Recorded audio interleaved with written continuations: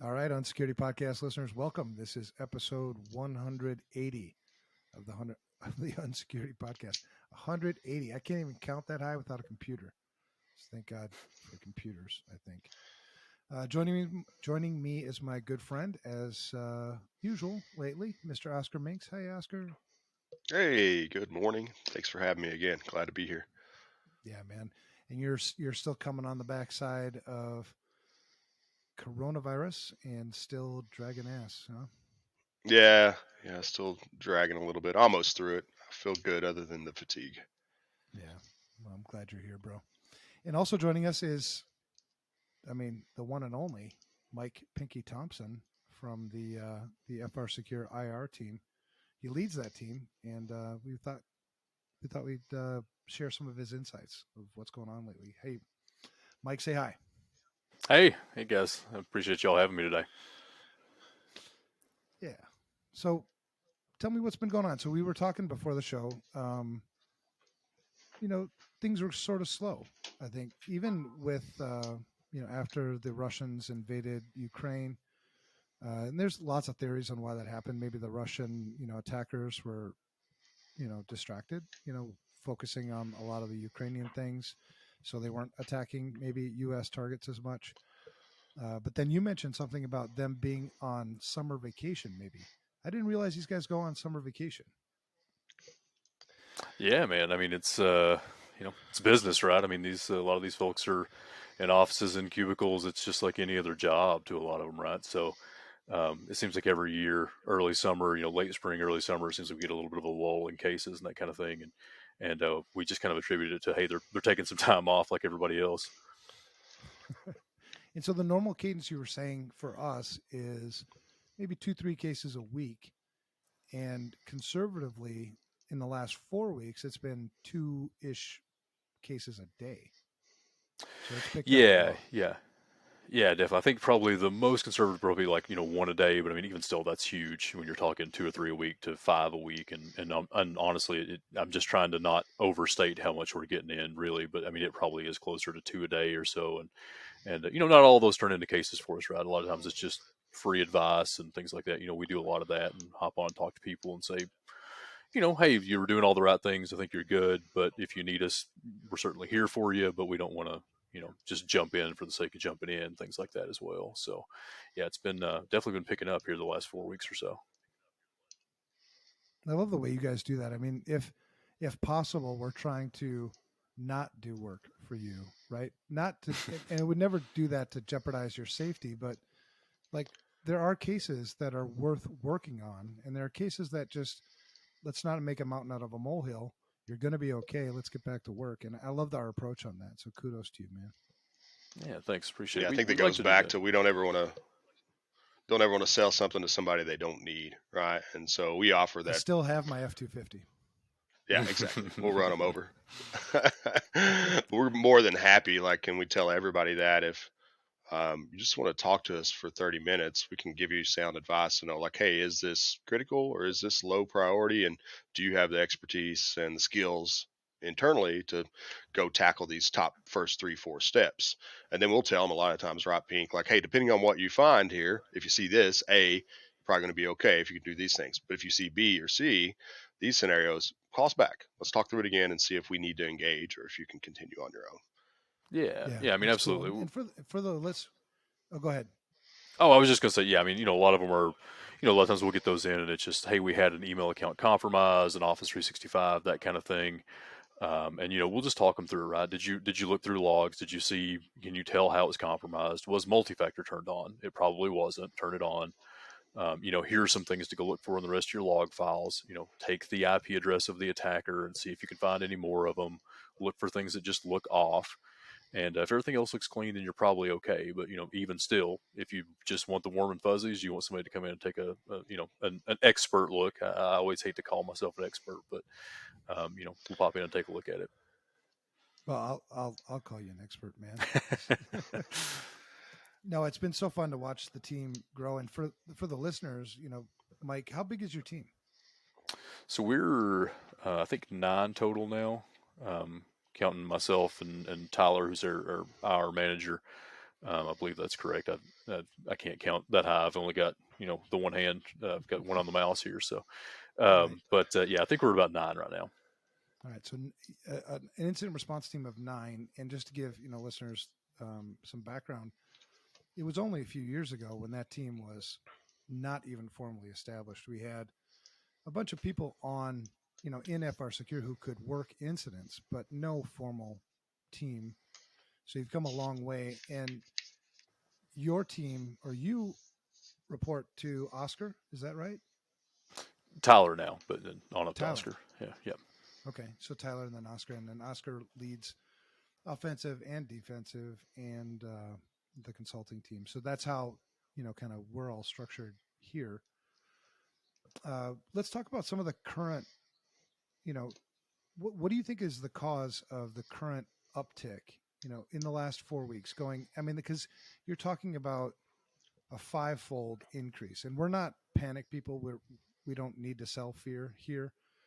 But we've seen a 5-fold increase in the number of incidents that have been reported to us. What do you think that is the cause?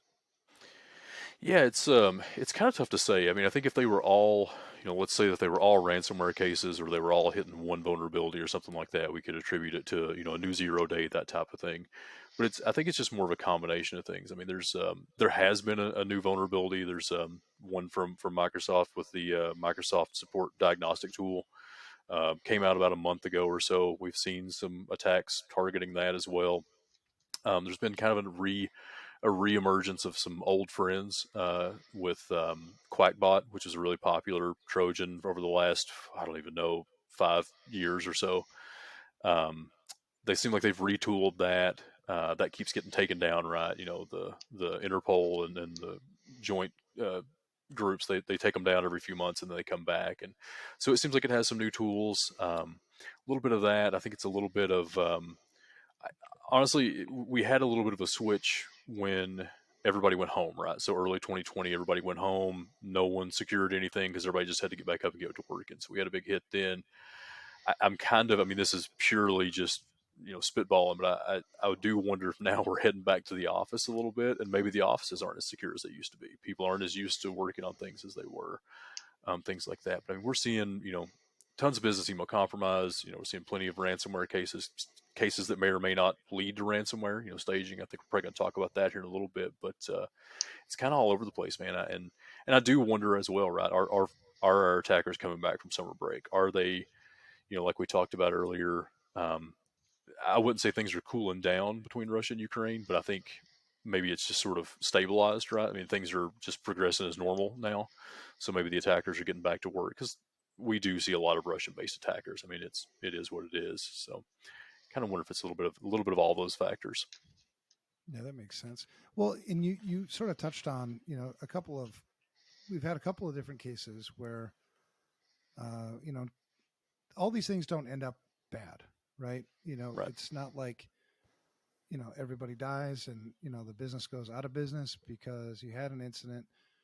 If you do things right and you get on top of it, really good things can happen. So I'm going to defer to you and Oscar a little bit to talk about some of the current cases, or some of the recent cases where, thank God you made the call. Thank God we were able to get in there and things worked out okay. So Oscar, Yeah, go definitely. ahead and lead that one.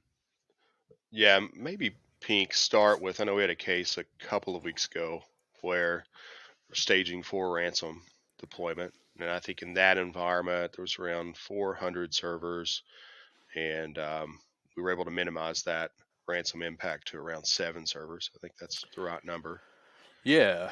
Yeah. So that was a big win, right? And Yeah. so talking about how the team's grown here and that kind of thing earlier, from a non-existent team to where we're at now, and just, big kudos to the guys and leveling up and everything like that. So huge win for us. Came in holiday weekend like they do. Just so everybody out there that's listening, think about that. You've got a holiday weekend coming up here pretty soon, so just be on extra alert. If you see something right now, they're probably setting up for that weekend. But I'll get back to the actual story. So we had it come in on a holiday weekend. Yeah, Oscar's right about this organization had about 400 servers in this environment. Organization wide, they were probably more like 800 to 900, somewhere like that. And that's just servers, not workstations, right? So, they give us a shout, say they've got some things going on, some indicators, seeing some command and control type stuff, right? If you see command and control in your environment, you're getting alerts about that, then you're in trouble. So get on that pretty quickly. To the credit of this organization, they reached out really quick. And then again, let me brag on the team a little bit.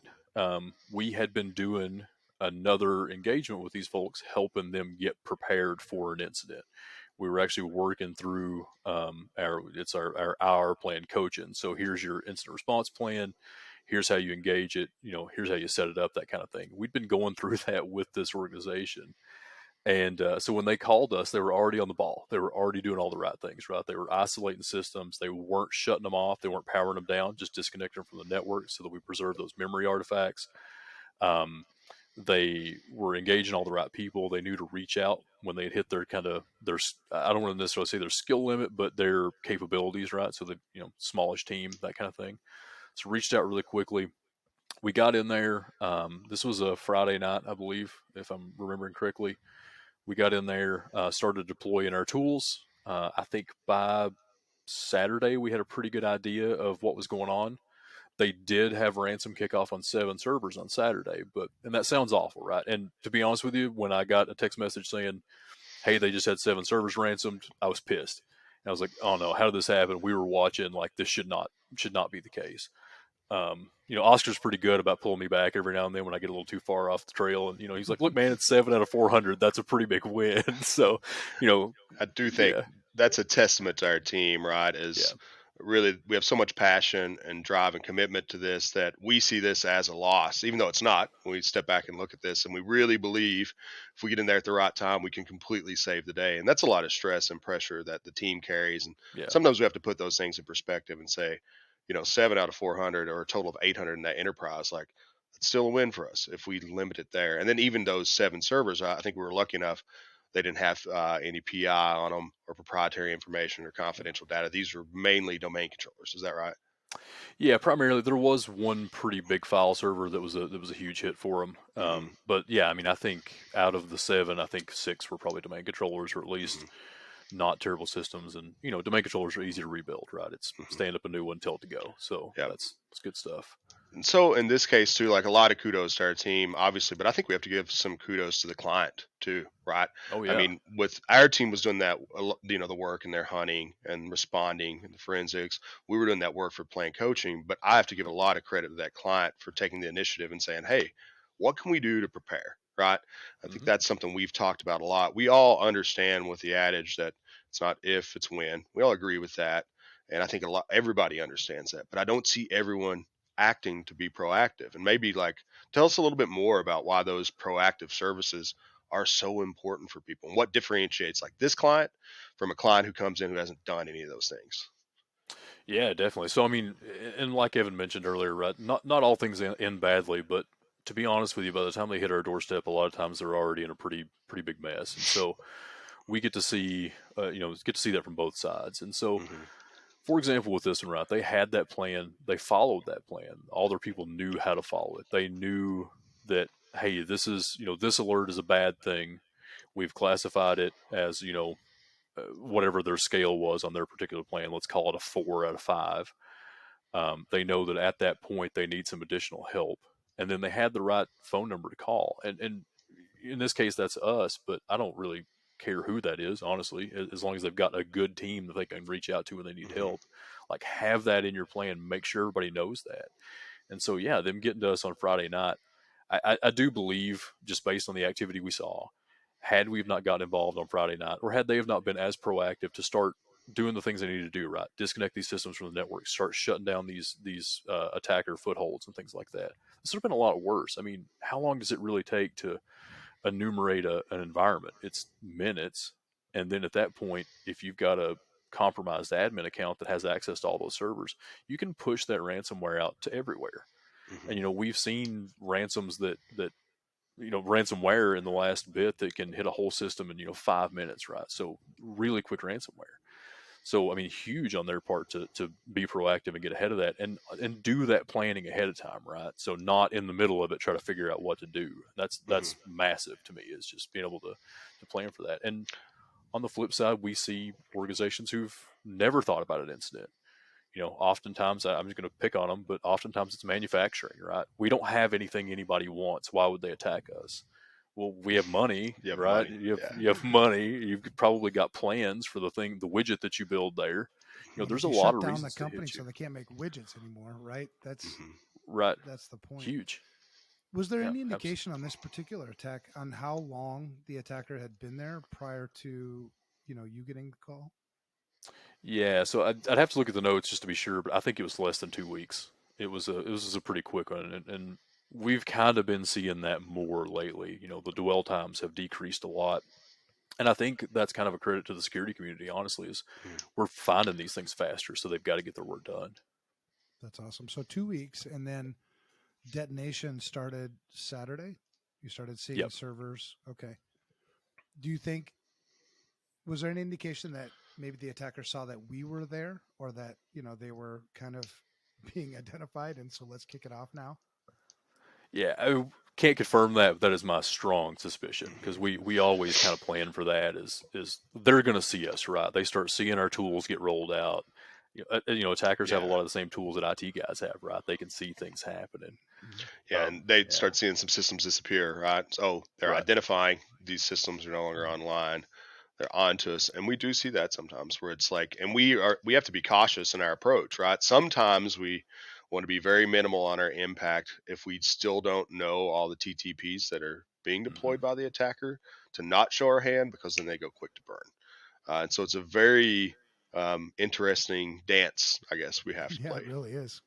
And people, I don't think It's people, poker. a lot of people realize, Yeah. a lot of people realize that, you know what I mean? It's like, be careful, because you don't want to be the bull in the china shop, right? You don't want to come, Mhm.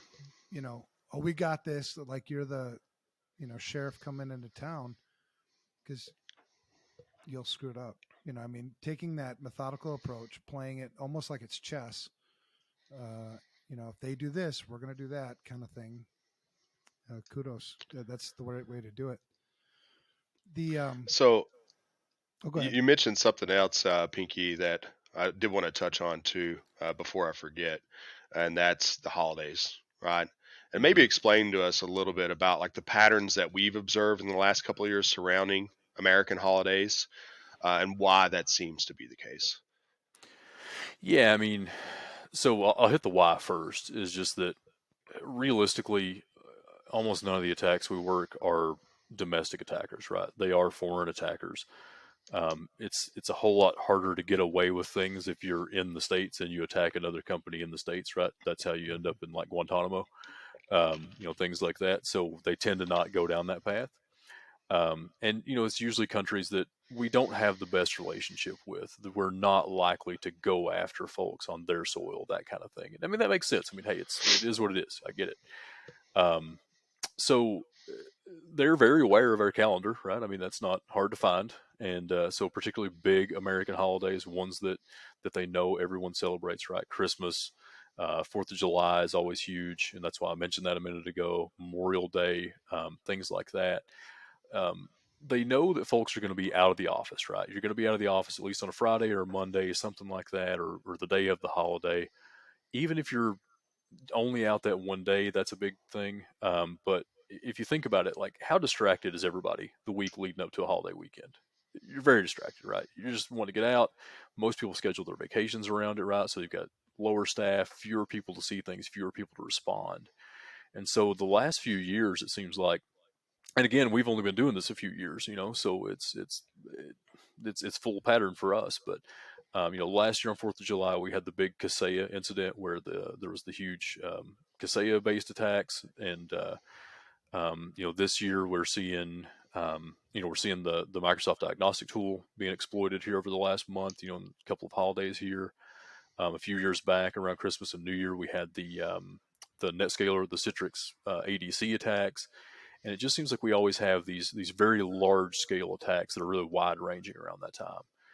And I mean, it makes sense. It really does make sense, and it's just something to be aware of. But talking about the patterns and stuff too, like Oscar was mentioning there, and going back to what Evan was asking about earlier, with how long were they in the environment ahead of time, right? Mhm.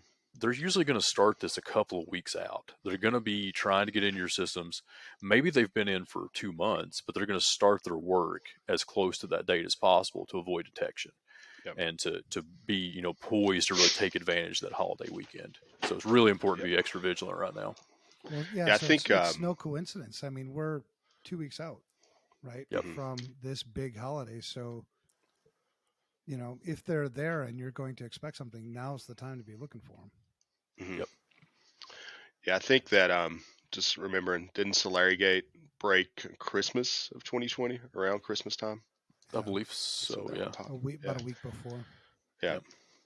Yeah. I think it's very important. You explain that well to understand that our attackers understand our social norms, right? hmm And they understand their target. And I talk a lot about this in public speaking, but understanding your norms is actually a vulnerability, right? For us, a human vulnerability. And we talk about, like, from the offensive team, Eric can give you more specific examples of this, but push notifications for multi-factor, right? Why they're ineffective. So we know typically people are going to start work about 8 a.m.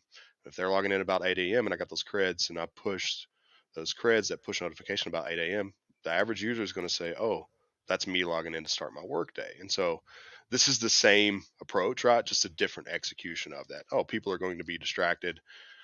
And it's harder to just assemble your IR team too. If you think about that, if you're going into a holiday weekend where there are vacations mixed in, you've got this perfect plan, maybe you know who your IR team is, but then you got some folks who are out of service. Do you have a proper backup for that person to step in? Do you have processes in place to make sure you can still assemble that team to quickly respond? And that's a huge challenge. Well, Massive. in this attack that just took that we got there in time, how did they detect it? What So triggered yeah, it? that one was in particular. They saw some traffic reaching out to some bad IPs, right? So they had some network monitoring set up. They were able to see this doesn't look normal, and which is also a credit to them because that's a huge win. This traffic often looks really normal, right? It looks like DNS or HTTP, HTTPS. It's not like very rarely do we see of 9995 or 1337 for a port, right? I mean, it happens, but it's not it's not the norm. It's normal traffic. So they saw that and had the wherewithal to just be like, hey, this is not good. Let's see what's going on. So for listeners who are preparing for that January, because that's one thing that people I think miss a lot. There's command and control traffic, right? So the attackers are communicating in a lot of cases, not every, but there's communications going on from the attacker wherever they're sitting or wherever they're proxying from to your environment. And so when I say, you've got 2 weeks, start looking now, I'm saying start there, right? Look at your network traffic. Is that a good idea? Yeah, it's absolutely really a good idea. And I will say I just checked my notes. I misspoke on that one. Like we have been working a couple. We've had a couple of big wins lately too. This one in particular, it still was some abnormal that they saw, right? To steal the Sands phrase, is no normal find evil, right? But this was, they saw some cloud software. I won't give the name of it just to keep some anonymity here, but they saw some cloud software as well as some remote management tools that they don't use that were being set up on their systems, and legitimate tools. Don't get me wrong. This is not malware. This is legit tools. It just was abnormal for their environment. Yeah, maybe too, this would be an opportunity to talk about some common mistakes that we see people make. And I'm thinking in particular where maybe folks are able to identify that anomaly on a workstation and they just say, oh, well, let's just rebuild that system, wipe it, and move on without investigating. But I do see people sometimes miss that critical step of saying, hey, how did this get here? What did they do once they were here? And did they laterally move? Right. And so don't just accept that, oh, this one time event on a workstation is isolated and it doesn't impact anything else. And so the way to clean that is just to reimage that system, right? Or clean that system. That's not effective. And maybe, Pink, I don't know if you have more insight you'd like to share around that. Yeah, I kind of feel like you're leading me down a path here, but I'm going to go with it anyway. I think I might be. Yeah. I felt some rage build up there. But yeah, so two big ones that we see, and for reasons, for good reason. They're being taught this by a lot of folks, right? There are some people out there teaching some really bad things in the security world. One is we saw some malware, our antivirus caught it and cleaned it, so we're good. That's almost never the case. I don't even know of modern malware that really gets cleaned anymore. So it just doesn't happen, right? By the time you saw it, it had probably been active on your system for a couple days, and it probably had already changed its form, or the attackers dropped another persistence mechanism that is well hidden, unknown, probably living in memory, that kind of thing, right? Registry key is stuff that you're not going to see very easily. It's not just deleting a file. Don't get me wrong, I go back far enough to remember when we could just delete viruses. Like, that was a thing, it was fine. But that's not the case anymore. Modern malware doesn't behave like that. And the other one is what Oscar said there too, which is we had a compromised system. It's okay, we re-imaged it. Good. I'm glad you re-imaged it. I'm glad you wiped it clean, because that's what you were going to have to do anyway. But then we always have to ask the question, well, did you investigate anything else? Did you look around the environment around that? No, it was just the one system. We didn't get alerts on anything else. So take Dude, our good buddy. I can't tell you how many times I've had the same damn system reinfected over and over again because you never stop the attack vector. No, exactly. And so you take like our good friend we were talking about earlier, Quackbot, right? So Quackbot it's polymorphic.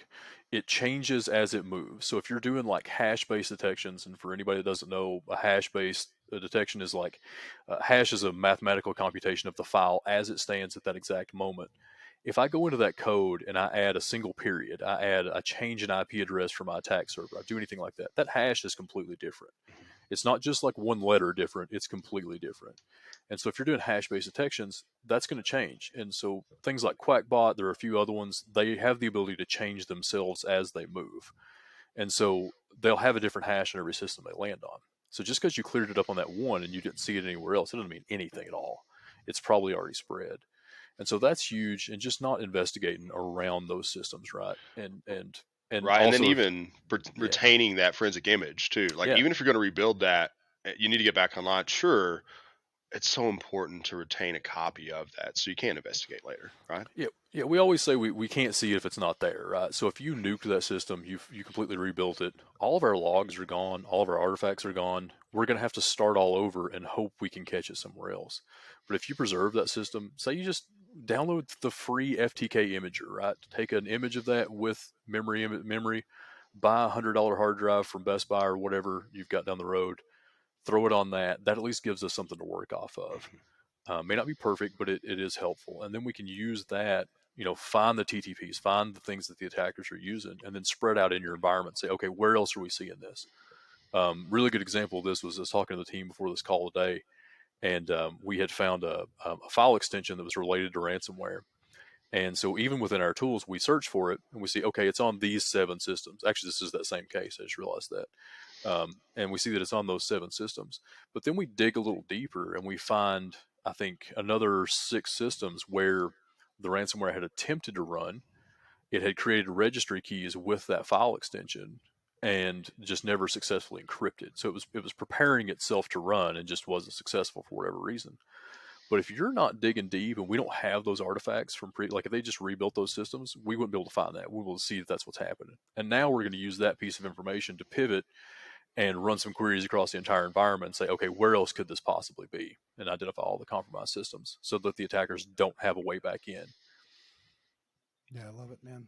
Yeah, so I guess the key, and because I do know about what you're upset about, Oscar, and that whole thing, be careful where you're getting your advice, right? You just, it's really, really important, especially in an incident, right? We talk on the prevention side, do things right? Always do things right. Something that's insecure at the core is always going to be insecure, but it becomes even more critical as you get down the road and it becomes an incident that you get things right. It's like, you see and take it to the physical world, right? You just had a car accident.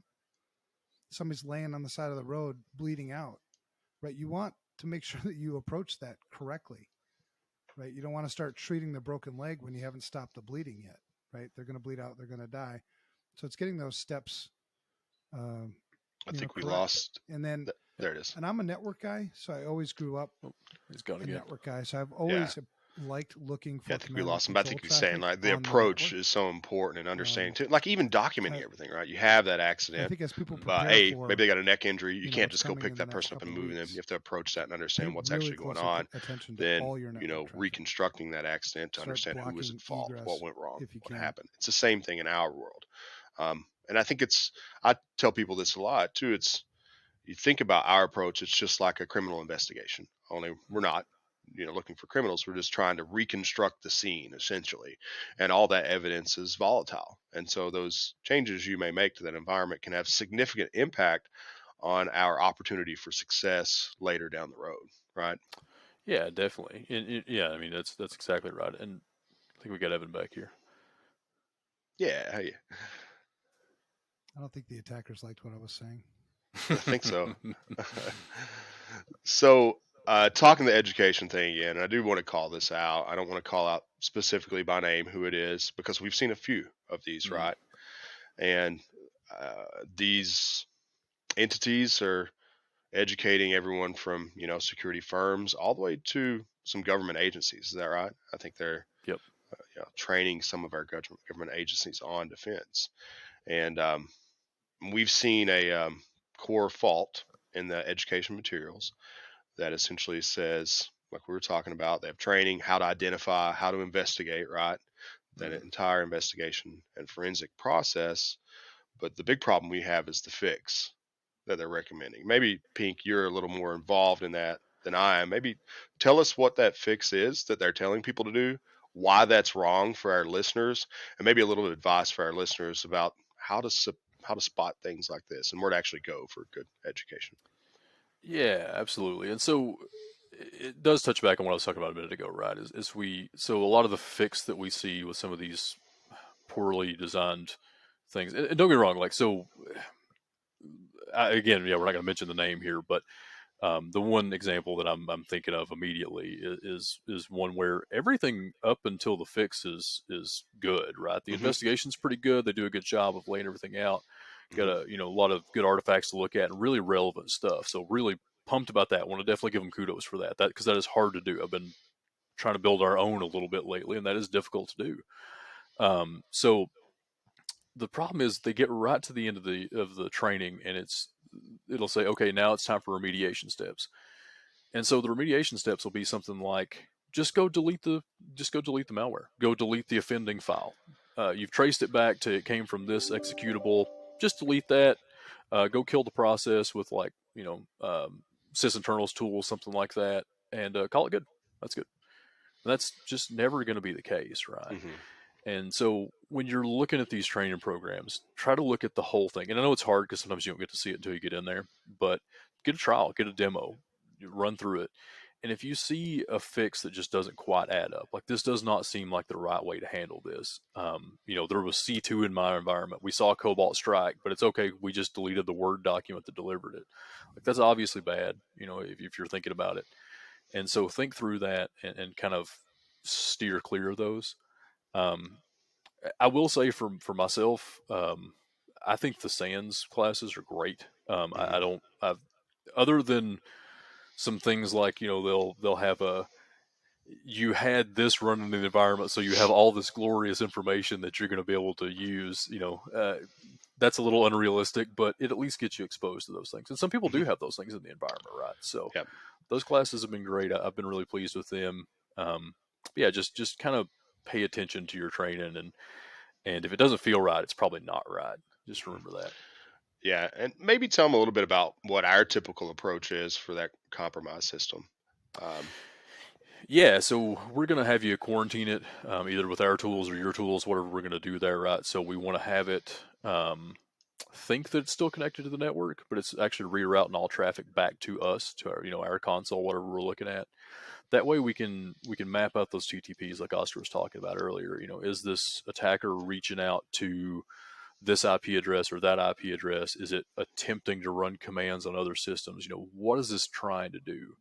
And so with that, we can see, PSExec is running. There's a command and control beacon on here. Here's the software they're trying to deploy, that type of thing.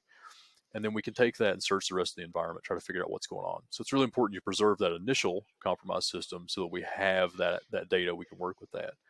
But then beyond that, let's say we do that, we figure out we work through the process, and we're big on the investigative side of it, right? So most of our work is the investigative. We're going to do everything we can to map out that attack as best we can. And that's super important because I think Evan mentioned earlier, right? You want to find that initial point of ingress. And so maybe that was some server sitting on your perimeter that you didn't know about, a web server that you forgot was there. It happens all the time. And had a vulnerability, got a web shell on it, and then they started pivoting into the network. So we want to be able to follow that breadcrumb trail all the way back to find that. So that way we can close that door. But then we're also going to want to eradicate everything else in the environment. So if those attackers touched a system, it looks like they compromised it, they put a C2 beacon on it, they put another piece of malware, that type of thing, we're generally going to recommend that you take an image or pull the hard drive of that so you have it for forensic evidence later on in case things turn to lawyer mess. And then we're going to recommend that you rebuild that system from scratch. Sometimes from a backup, if you've got good backups that go back to definitely before the point of compromise. But even then, if you're restoring that, we're going to want to monitor that for a while and just take a look at it and see if maybe there was something there that we didn't see. And so it's really important to just do that full cleanup that way. And it is a pain. I get it. I mean, we're all ex-IT folks here, so we know how painful that is, but it's important that you do that to kind of, make sure that you get the attackers out and they're not leaving anything behind.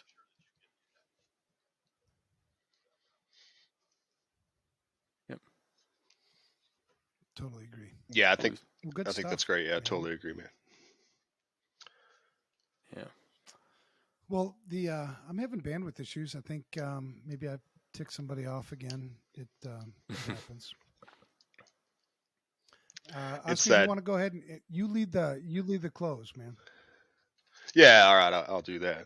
Well, thanks again, Pink, for coming on. We appreciate you, and hopefully this has been interesting and valuable, and all of our listeners have learned something from today. This is a great conversation. I think we could continue this down the road and probably do 10 episodes on this and really, feed our clients. So maybe we'll get you back on in the future and continue this conversation because I loved it. I think everybody listening probably does too. So before we wrap, let's give shout outs. And Pink, I'm going to put you on the spot. Who do you want to give a shout out to today? Oh man. Yeah. I mean, I know this seems like a cop out, but I am going to shout out the team just because they've been doing great. They were a pretty big CTF a little while back, knocked out, 400 other teams and got in the top 10, and huge win for those guys. And they've just been killing it. I mean, they're busy as they can be. They're doing tabletop exercises to get people prepared. We're doing IR plans, all these things, and then also working cases at the same time. So all those guys are great, and I'm really, really pumped and blessed to be working with them, really. Yeah, that's not a cop out at all, man. It's a fantastic shout out. How about you, Evan? I'm gonna give a shout out to Pinky, man. You built a great team, brother. I've seen the progression you've made since you started here, and I mean, you're awesome, and I think you're just getting started. So shout out to you, brother. You've done a great job. Thanks, man. Yeah, man, I second that for sure. I'm going to give a shout out to the Prez, Mr. Harmon, John Harmon. He gave us a piece of advice yesterday in a meeting and said, hey, I want everybody to reach out to a friend you haven't talked to in a while, just see what's up and see how they're doing. I would like to extend that to all of our listeners. Do that. If you have a friend you've been missing, you've been wanting to talk to, don't sit back and wait for them to reach out to you. Just reach out to them, see how they're doing. And I bet it's going to mean a lot. I did that personally. Felt really good. I reconnected with a friend I probably haven't, talked to in over a year. We had a great conversation. We caught up, and we're going to try to get together and have dinner this week. And it made me feel really good too. And I'm sure it meant a lot to them.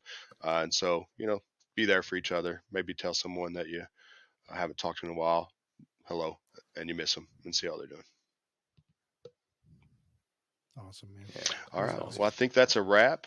I appreciate everybody joining us again for episode 180 of the Unsecurity Podcast. And we'll be back to see you again next week. Have a great week. All right. Take care. Bye, everybody.